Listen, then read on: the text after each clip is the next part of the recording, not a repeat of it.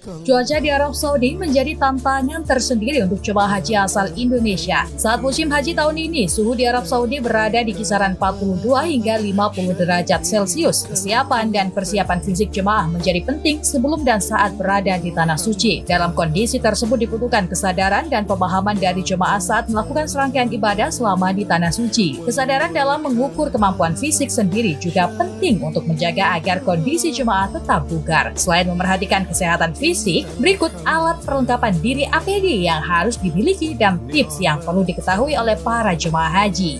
Pertama, jemaah haji diimbau membawa botol minum kecil untuk persediaan saat tengah berada jauh dari tangki air minum. Jemaah diimbau sering minum agar tidak dehidrasi. Agar tetap terhidrasi namun tidak sering buang air kecil, bisa disiasati dengan minum dalam jumlah sedikit atau seteguk namun sering. Kedua, jemaah haji disarankan memasukkan payung dalam daftar APD yang perlu dibawa selama ibadah haji. Hal ini penting untuk melindungi tubuh dari bahaya sinar matahari yang terlalu panas. Ketiga, kacamata hitam perlu dipakai, berfungsi untuk melindungi mata para jemaah haji dari sinar UV yang tinggi. Selain itu, kacamata juga berfungsi melindungi mata dari debu yang dapat membuat mata iritasi. Keempat, meski pandemi COVID-19 sudah melandai dan pemerintah Arab Saudi tidak lagi memberlakukan protokol kesehatan ketat, jemaah haji Indonesia diimbau tetap menggunakan masker. Hal ini penting untuk mencegah potensi penyakit infeksi saluran pernafasan atau ISPA, apalagi cuaca di Arab Saudi sangat panas dan banyak debu. Kelima,